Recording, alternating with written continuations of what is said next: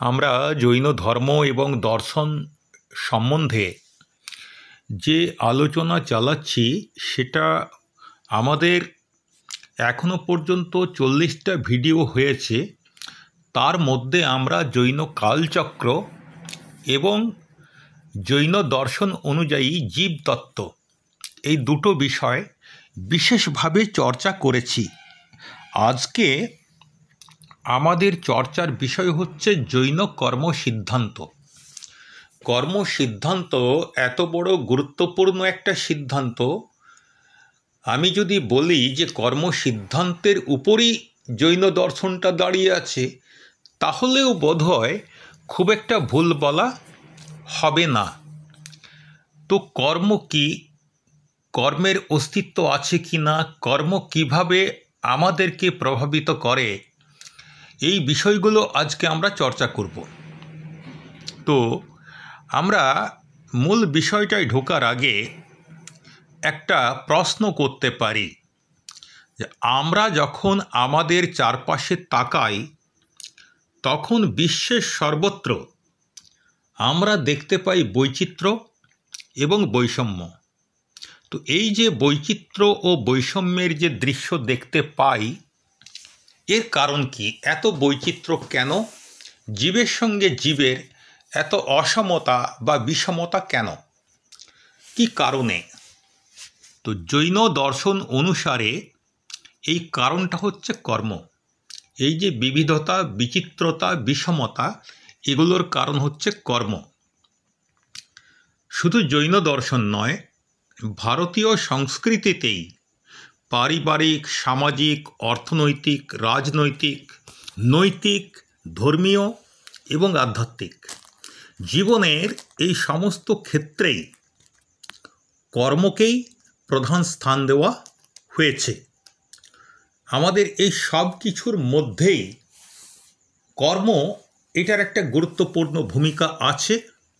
এটা ভারতবর্ষে উদ্ভূত প্রায় সমস্ত দর্শন এবং সংস্কৃতি এটাকে স্বীকার করে। তো শুধু ভারতীয় ধর্ম এবং দর্শন যে এটা স্বীকার করে তাই নয়, পাশ্চাত্য ধর্ম এবং দর্শনগুলিও কোনো না কোনোভাবে কর্মকে স্বীকার করেছে। যেমন পাশ্চাত্য দেশে আমরা গুড ডিড এবং ব্যাড ডিড এই দুটো শব্দের মাধ্যমে কর্মটিকে প্রকাশ করতে দেখি। তো সেই হিসাবে বলা যায় যে কর্মের ধারণা একটা ইউনিভার্সাল বা সর্বজনীন ধারণা। আমরা ইতিমধ্যেই পড়েছি সংসারে যে 4টি গতি এবং 84 লক্ষ যোনি রয়েছে। তো এই সমস্ত গতি এবং যোনিগুলির মধ্যে জীবেদের বিভিন্ন দশা এবং অবস্থান আমরা দেখতে পাই। কেউ মানুষ রূপে বিচরণ করছে, কেউ পশু রূপে, বিভিন্ন রকমের পশু রূপে, কেউ বিভিন্ন রকমের পাখি রূপে, কেউ কেউ কীট পতঙ্গ রূপে। তা বিভিন্ন জীব, এক এক প্রকার জীব এক এক রকমভাবে এই বিশ্বে বিচরণ করছে। আমরা যখন প্রথম চোখ খুলেই আমরা দেখি এই বিচিত্র জীব জগৎকে। জগৎ বানানটা এখানে ভুল আছে, খণ্ডত্ব হবে। এই যে বিচিত্র জীব জগৎ আমরা দেখতে পাই, এই জীবেদের মধ্যে কেউ পৃথ্বীকায়, কেউ অপকায় বা জলকায়, কেউ তেজস্কায় বা অগ্নিকায়, কেউ বায়ুকায়, আবার কেউ নানা প্রকারের একেন্দ্রীয় বনস্পতি রূপে দৃশ্যমান হয়। এই যতগুলো জীবের কথা বললাম, পৃথ্বীকায়, অপকায়, তেউকায়, বায়ুকায়, বনস্পতিকায়, এরা হচ্ছে একেন্দ্রীয় জীব। তো একেন্দ্রীয় জীব রূপে প্রচুর জীবকে আমরা পৃথিবীতে দেখতে পাচ্ছি।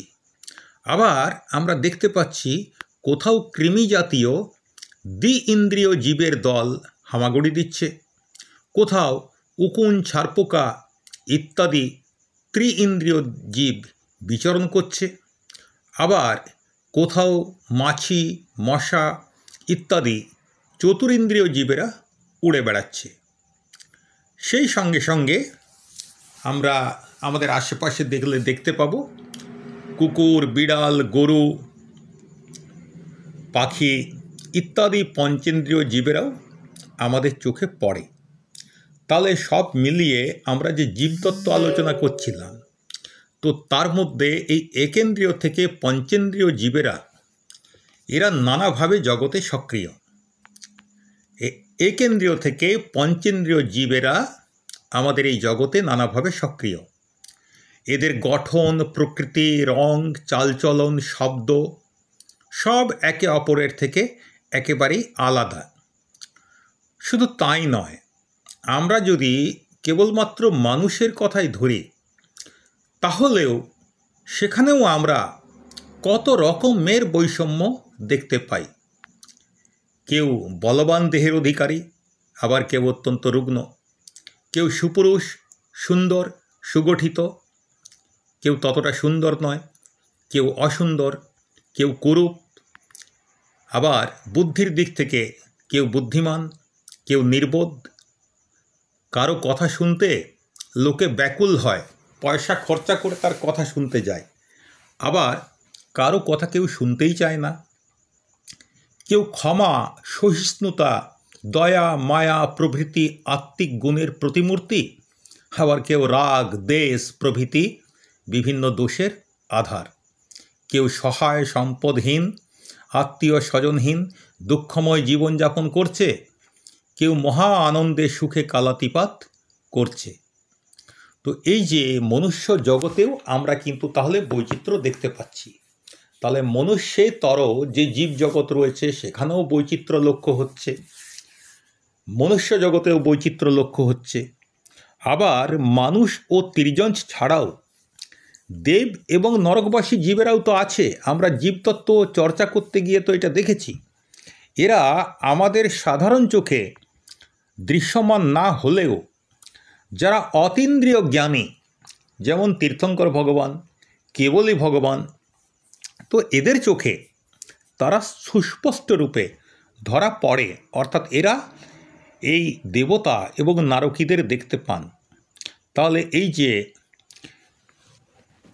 চতুর্গতিরূপ যে সংসার, নরকগতি, তির্যঞ্চ গতি, মনুষ্যগতি এবং দেবগতি, এই চতুর্গতিরূপ সংসারে নানা বৈচিত্র্য, বৈষম্য, অসামঞ্জস্যতা ও বিচিত্রতায় পূর্ণ আমরা জীব সমষ্টির এক বিরাট উপস্থিতি দেখতে পাই। সেই আবার পুরনো প্রশ্নে এবারে ফিরে আসছি যে এই জীবসমূহে এত বিভাজন ও বৈচিত্র্যের কারণ কি? কেন প্রতিটি প্রাণীর জীবনে এই বৈচিত্র্য এবং বৈষম্য? তো এর উত্তরটা দিয়েছেন আমাদের তত্ত্বজ্ঞ মহাজনেরা। তারা বলছেন কর্মজং লোক বৈচিত্র্যং, অর্থাৎ লোকে মানে জগতে যে বৈচিত্র্য দেখা যায়, এই বৈচিত্র্য হচ্ছে পুরোটাই কর্মজনিত। কর্মের কারণেই এইসব পার্থক্য ঘটে। মানুষ বাহ্যিকভাবে এক হলেও তার ভিতরে যে তফাৎ দেখা যায় তার কারণটাও কর্ম। এখন ভগবানের গণধর গৌতম স্বামী প্রশ্ন করছেন, কম্ম ওণং ভান্তে জীবো নো অকম্ম বিমতি ভাবং পরিণাময়ী। অর্থাৎ হে ভগবান, জীবের সুখ দুঃখ ও বিভিন্ন দশা কি কর্মের বিভিন্নতার উপর নির্ভর করে, নাকি অকর্মের ফলে এসব ঘটে? এই প্রশ্নের উত্তরে ভগবান মহাবীর বললেন, কম্ম ওণং যা অন অকম্ম বিমতি ভাবং ও পরিণাময়ী। অর্থাৎ হে গৌতম, সংসারী জীবের কর্ম ভিন্ন ভিন্ন হওয়ার কারণেই তাদের অবস্থার ভেদ দেখা যায়, অকর্মের কারণে নয়। সংসারী জীবের কর্ম ভিন্ন ভিন্ন হওয়ার কারণেই তাদের অবস্থার ভেদ দেখা যায়, অকর্মের কারণে নয়। কর্মফলের বিষয়েও ভগবান মহাবীর উত্তরাধ্যয়ন সূত্রের প্রথম অধ্যায়ে বলছেন, প্রথম অধ্যায়ে নয়, সপ্তম অধ্যায়ে তিনি বলছেন, কি বলছেন? কর্ম সচ্চাহু পাণিন, অর্থাৎ প্রাণী যেমন কর্ম করে তেমনি ফল পায়। তাহলে এতক্ষণ ধরে চর্চা করে আমরা যেটা বুঝলাম যে আমাদের সুখ দুঃখ আনন্দ বেদনা সব কিছুর মূলে রয়েছে কর্ম, এমনকি আমরা কোন গতিতে জন্ম লাভ করব, কোন যোনিতে জন্ম লাভ করব সেটাও নিয়ন্ত্রণ করে কর্ম। তাহলে এখানে কর্ম শব্দের ব্যাখ্যাটা আমাদের জানা প্রয়োজন, যে কর্ম বলতে কি বোঝায়। আমরা এমনি বাংলা অভিধান যদি দেখি তাহলে দেখব কর্ম শব্দের আক্ষরিক অর্থ যেটা, সেটা হচ্ছে কাজ, প্রবৃত্তি বা ক্রিয়া। এই দৃষ্টিকোণ থেকে যদি বিচার করি তাহলে খাওয়া দাওয়া, হাঁটা চলা, ঘুমোনো, জাগা, চিন্তা করা, কথা বলা, বাঁচা, মরা ইত্যাদি সমস্ত প্রকার শারীরিক, মানসিক ও বাচিক ক্রিয়াকেই কর্ম বলা হয়, সেটাই আমাদেরকে ধরতে হবে। কিন্তু জৈন দর্শনে কর্ম শব্দটির অর্থ ভিন্ন। কি অর্থে এই কর্ম ব্যবহার হয় জৈন দর্শনে, সেইটা চর্চা করতে গিয়ে আমরা প্রথমেই কর্মকে দুই প্রকারে ভাগ করে নিচ্ছি। আমরা সাধারণত কোনো বিষয় আলোচনা করার সময় আগে সেটা কি, সেটা বলতে কি বোঝায়, তারপরে তার শ্রেণী বিভাগ করি। কিন্তু এখানে কর্ম কি এটা সুস্পষ্ট রূপে আলোচনা করার আগেই আমরা কর্মকে দুই প্রকারে ভাগ করে নিচ্ছি।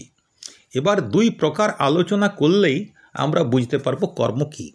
তো এই যে দুই প্রকার কর্ম, দুই প্রকারের কর্ম হচ্ছে দ্রব্যকর্ম এবং ভাবকর্ম। দ্রব্যকর্ম কাকে বলি? পুদ্গলজাত পদার্থসমূহের যে সমষ্টি তাকে দ্রব্যকর্ম বলা হয়। চিন্তা করে দেখুন কিভাবে আমাদের কর্ম শব্দটা আমরা বাংলায় ব্যবহার করি আর কিভাবে এখানে কর্ম শব্দটাকে ব্যবহার করা হচ্ছে। পুদ্গল মানে ম্যাটার।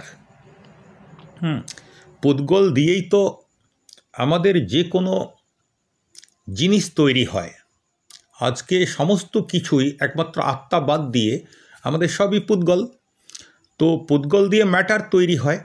তো ম্যাটারের অত্যন্ত ক্ষুদ্রতম অংশটাকে বলা হয় পুদ্গল। তাহলে এই যে পুদ্গলগুলো যুক্ত হয়ে যে পদার্থ তৈরি করছে, সেই পদার্থটা হচ্ছে দ্রব্যকর্ম।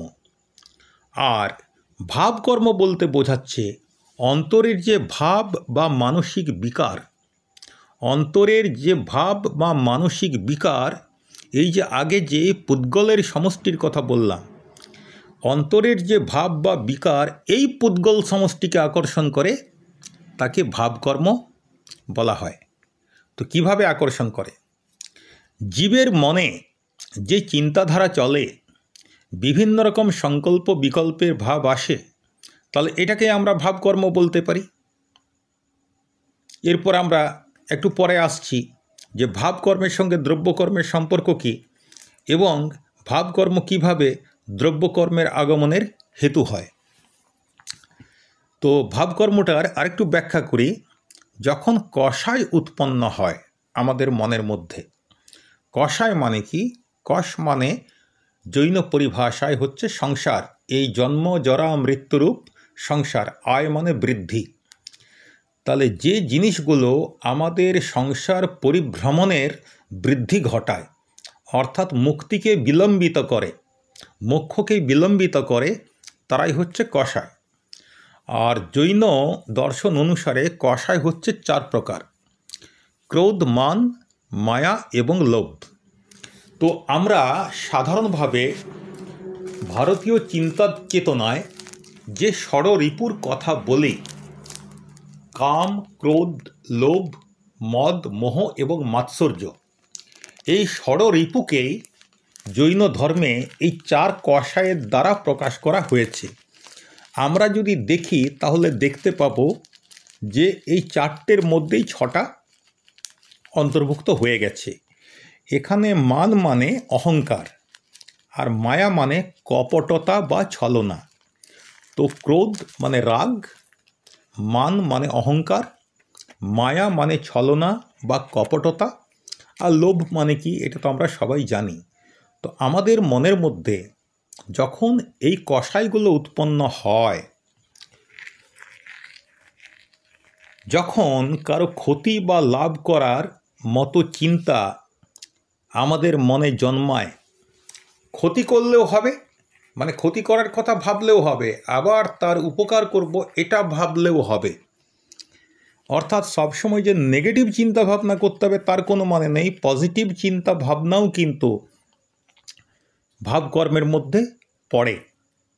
তাহলে যখন এই ক্রোধ, মান, মায়া এবং লোভ এই কষায় ভাবগুলো আমাদের মনের মধ্যে উৎপন্ন হয়, আমরা যখন কারো ক্ষতি বা লাভ করার কথা চিন্তা করি, যখন আমাদের মনের মধ্যে কলাকাঙ্ক্ষা জাগে, তো এগুলো অর্থাৎ এই সমস্ত বিকারগুলোই কিন্তু ভাবকর্মের অন্তর্গত।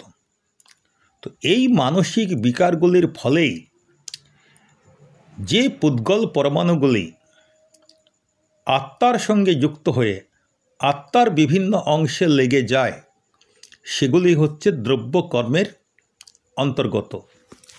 মোটামুটিভাবে কর্ম সম্বন্ধে অর্ধেকটা আমরা আইডিয়া করতে পারলাম। সেটা কি?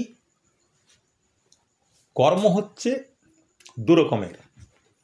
দ্রব্যকর্ম হচ্ছে পুদ্গলের সমষ্টি, আর ভাবকর্ম হচ্ছে আমাদের মানসিক বিকার। এবারে আমরা শেষে দেখব যে ভাবকর্ম এবং দ্রব্যকর্ম পরস্পরের সঙ্গে কিভাবে সম্পর্কিত।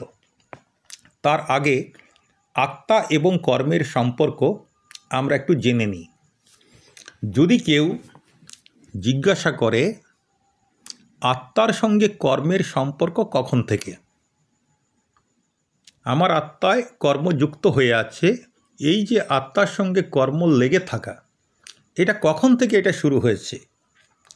তাহলে উত্তর হবে, আচ্ছা দুধে যে ঘি মিশে আছে এটা কখন থেকে?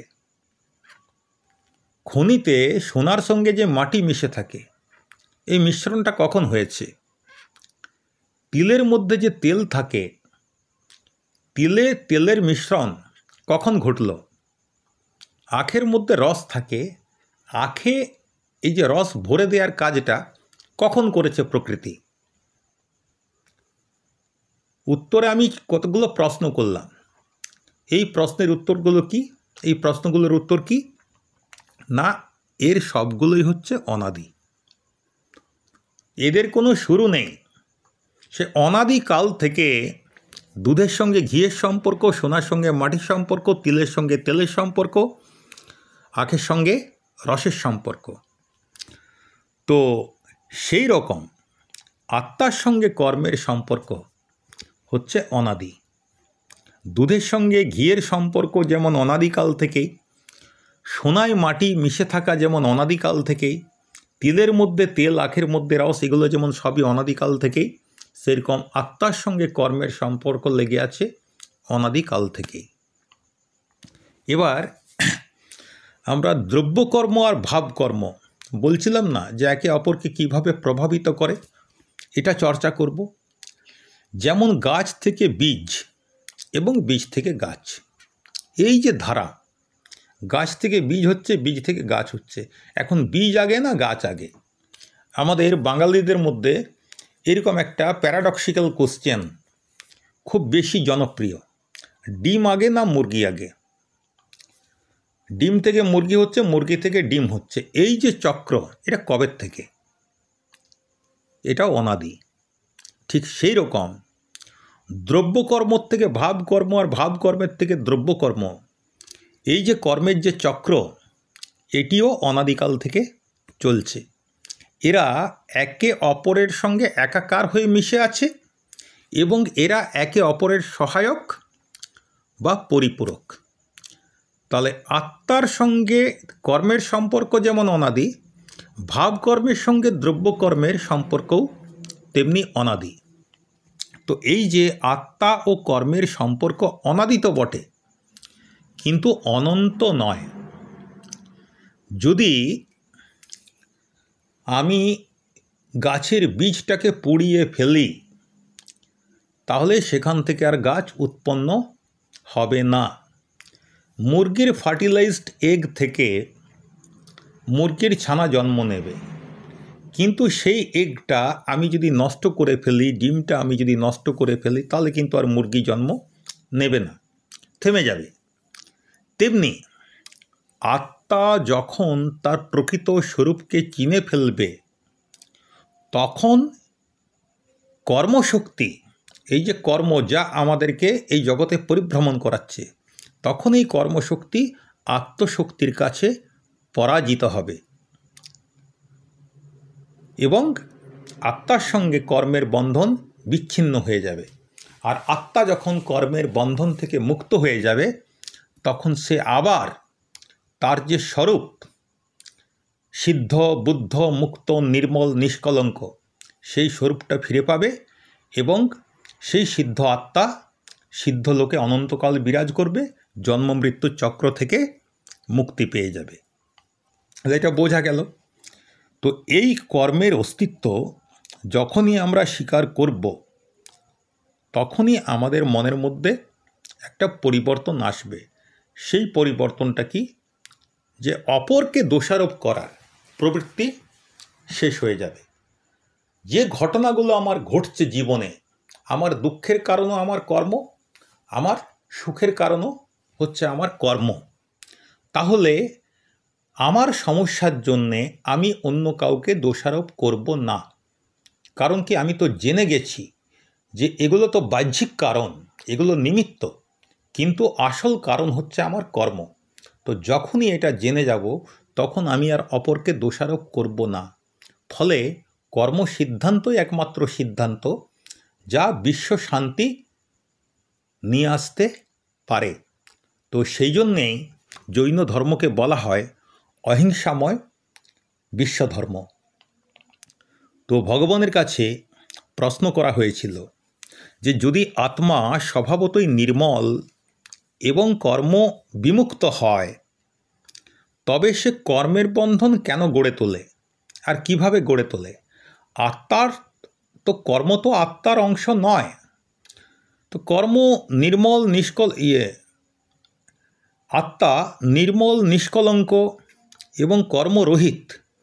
তাহলে এখন আত্মায় কেন কর্মের বন্ধন রয়েছে? আত্মায় কর্ম কি করে মিশে আছে?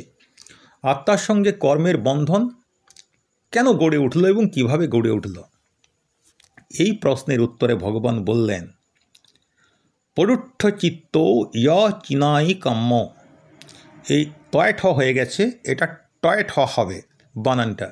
কারণ প্রাকৃত ভাষায় ভিন্ন ব্যঞ্জন, ভিন্ন বর্গের ব্যঞ্জন দিয়ে কখনো সংযুক্ত ব্যঞ্জন গঠিত হয় না। তো ভগবান বললেন পরুষ্ঠ চিত্ত ইয় চিনাই কাম্য। পরুষ্ঠ মানে প্রদুষ্ট, অর্থাৎ আত্মা যখন রাগ এবং দ্বেষের দ্বারা দুষ্ট হয়ে পড়ে, আচ্ছন্ন হয়ে পড়ে, আত্মা যখন রাগ এবং দ্বেষ দ্বারা আচ্ছন্ন হয়, তখনই সে পুদ্গলকে আকর্ষণ করে। আর সেই পুদ্গল কর্ম পরমাণু রূপে, অর্থাৎ এদেরকে বলা হচ্ছে কার্বন বর্গনা, যে কর্ম পরমাণু যেগুলো, সেই কার্বন বর্গনা রূপে আত্মার সঙ্গে যুক্ত হয়ে পড়ে। কীরকম? এটা কীরকম বলছেন আপনি? তো যখন আত্মা রাগ দেশ দ্বারা আচ্ছন্ন হয়, তখন সে পুদ্গলকে আকর্ষণ করবে আর পুদ্গলগুলো এসে আত্মায় চিপকে যাবে। এটা কি ধরনের ব্যাপার? তো এটার জন্য একটা উদাহরণ দিই। দুটো শিশু খেলা করছে, তারা দুজনেই কাদামাটির বল বানিয়ে দেয়ালে ছুঁড়ছে। এখন দুটো বলের মধ্যে তফাৎ হচ্ছে কি, একটা বল পুরোপুরি ভেজা আর একটা বল শুকনো, অল্প একটু সিক্ততা আছে, তাতে সিক্ততা কম। তো তাহলে কি হলো? একজনের বল ভেজা, ফলে তা সহজেই দেয়ালে আটকে যাচ্ছে, আর আরেকজনের বল শুকনো, ফলে তার সিক্ততা কম, তাই দেয়ালে লেগে হালকাভাবে আটকে গিয়ে শুকিয়ে গেলে নিজে থেকেই ঝরে পড়ে যাচ্ছে। তাহলে যে বাচ্চাটার বল ভেজা, সেই ভেজা বলটা দেয়ালে আটকে রয়ে যাচ্ছে, মানে ভেজা বলের অনেকটা অংশ আটকে রয়ে যাচ্ছে, অনেক জায়গাটায় সে কাদা লেগে থাকছে। আর যার বলটা কম ভেজা, তার বলটা যখন দেয়ালে লাগছে, অল্প একটু দেয়ালে আটকে রয়েছে, একটু পরেই সেটা বাতাসে ঝরে পড়ে যাবে। তো এটা প্রাকৃত ভাষায় এটাকে এইভাবেই বলা হচ্ছে, উল্ল শুক্কো ইয়দো ছুড্ডা গোলয়া মট্টিয়া ময়া দোবি আবডিয়া গুড্ডে যো উল্লোস তথ্য লগ্গই। অর্থাৎ ভেজা ও শুকনো দুইটি মাটির বল দেয়ালে আছড়ে পড়ে, কিন্তু ভেজা বলই দেয়ালে আটকে যায়। তেমনি যে আত্মা তীব্র রাগ দেশে জর্জরিত, যার মধ্যে কষায় তীব্র, তার সঙ্গে কর্মরূপ ধূলিকণা গভীরভাবে জুড়ে যায়। আর যে আত্মায় রাগ দেশ কম বা অনুপস্থিত, তার সঙ্গে কর্ম যদি লেগেও যায়, তবে তা দ্রুত ঝরে পড়ে যায়। আরও দুটো উদাহরণ দিয়ে আমরা এই তত্ত্বকে আরও সুস্পষ্ট করতে পারি। তো দুটো উদাহরণ সাধারণভাবে যেগুলো খুব বেশি ব্যবহৃত হয়, একটা হচ্ছে শুকনো এবং ভেজা কাপড়ের উদাহরণ, আর একটা হচ্ছে দুজন মল্লযোদ্ধা বা কুস্তিগিরের উদাহরণ। শুকনো বস্ত্র ধরুন যদি দড়িতে শুকোতে দিই, বাতাসে ধূলিকণা আছে, তো বাতাসে ধূলিকণা এসে তো তাতে লাগলেও দেখবেন আমাদের ঘরের মায়েরা, বোনেরা, স্ত্রী যখন সে কাপড় তুলে নিয়ে আসে, ঝেড়ে নিয়ে তারপরে ঘরে তোলে, ওই ঝেড়ে দিলে পরেই সেই ধূলিকণাগুলো ঝরে পড়ে যায়। কিন্তু ধরুন যদি ভেজা বা তৈলাক্ত বস্ত্র থাকে, তাহলে বাতাস থেকে যে ধূলিকণাগুলো আসছে, তারা কিন্তু সেই ভেজা বা তৈলাক্ত বস্ত্রের উপর চিটে বসে যায়। পরিষ্কার করতে হলে তখন তাকে আবার ভালোভাবে ধুতে হয়, সেই ডিটারজেন্ট পাউডার দিয়েও আপনাকে ধুতে হবে। এটা গেল বস্ত্রের উদাহরণ। এবারে মল্লযোদ্ধার উদাহরণ। দুই কুস্তিগির মল্লযুদ্ধ করছে, একজনের শরীর শুকনো, আরেকজন পুরো শরীরটা ভালো করে তেল মেখেছে। এবার কুস্তির মাঠে দুজনে যখন কুস্তি লড়ছে, গড়াগড়ি খাওয়ার পর এবারে তাদের কুস্তি যখন শেষ হচ্ছে, তখন যে শুকনো আছে তার শুকনো দেহ থেকে মাটি সহজেই গামছা দিয়ে মুছে কিংবা জল দিয়ে ধুয়ে পরিষ্কার করে ফেলা যায়। কিন্তু যার শরীরে তেল মাখা আছে, সেই তেল মাখা শরীরের ময়লা তুলতে কষ্ট করতে হয়, সাবান মাখতে হয়। তেমনি সংসারী জীব যখন ওই রাগ দেশযুক্ত মন, রাগ দেশ হচ্ছে এখানে তৈলাক্ত জিনিস, আর মনটা হচ্ছে আত্মাটা হচ্ছে আমার কাপড়। তো সংসারী জীব যখন রাগ দেশযুক্ত মন, বচন এবং শরীরের দ্বারা কর্ম করে, এখানে কর্ম মানে কিন্তু ক্রিয়া, কাজ করে, তখন তার আত্মায় এক প্রকারের স্পন্দন সৃষ্টি হয়। আর এই স্পন্দন পুদ্গল পরমাণুগুলোকে আত্মার দিকে আকর্ষণ করে। এখানে দুজনের আলাদা আলাদা বৈশিষ্ট্য আছে।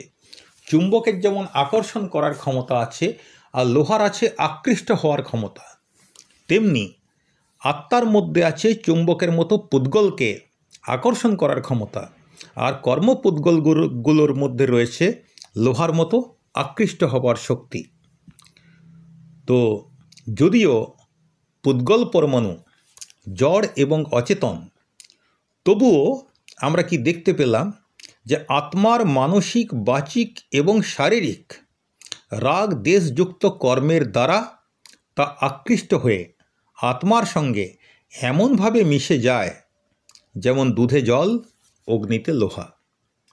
যখন জ্বলন্ত চুল্লির উপরে লোহার বল রাখা হয়, সেটা গরম হয়ে এত লাল হয়ে যায় যে আগুন তার ভিতরে প্রবেশ করে তার পুরো রঙটাকেই বদলে দেয়। এমনকি যে বলটার মধ্যে একটা ছুঁচো ঢুকতে পারবে না, আগুন সেখানেও প্রবেশ করে যায়। ঠিক তেমনি আত্মার মধ্যে যখন এই কর্মপুদ্গলগুলো কর্মণ বর্গনাগুলোর যখন প্রবেশ ঘটে তখন তা আত্মার সঙ্গে এমনভাবে মিশে যায় যে আত্মা ও কর্মের মধ্যে আর কোনো পার্থক্য বোঝা যায় না। আত্মা কর্মময় হয়ে পড়ে এবং তার স্বরূপ ঢাকা পড়ে যায়। আমার কাছে এক বাটি দুধ আছে, সেই দুধে যদি আমি 2 চামচ জল দিয়ে দিই, তখন জলটাকে আর আলাদা করে চেনা যায় না, আলাদা করা যায় না। কি হয়, দুধটাই তার মধ্যে জলের পরিমাণটা বেড়ে যাওয়ার জন্যে দুধের স্বাদটা নষ্ট হয়ে যায়। তো সেই রকম দুধে যেমন জলটা একাকার হয়ে মিশে যায়, তেমনি আত্মার মধ্যে এই কর্মবর্গনাগুলো একাকার হয়ে মিশে যায়। ফলে আত্মার স্বরূপকে তা নষ্ট করে সাধারণভাবে তাকে আলাদা করা যায় না।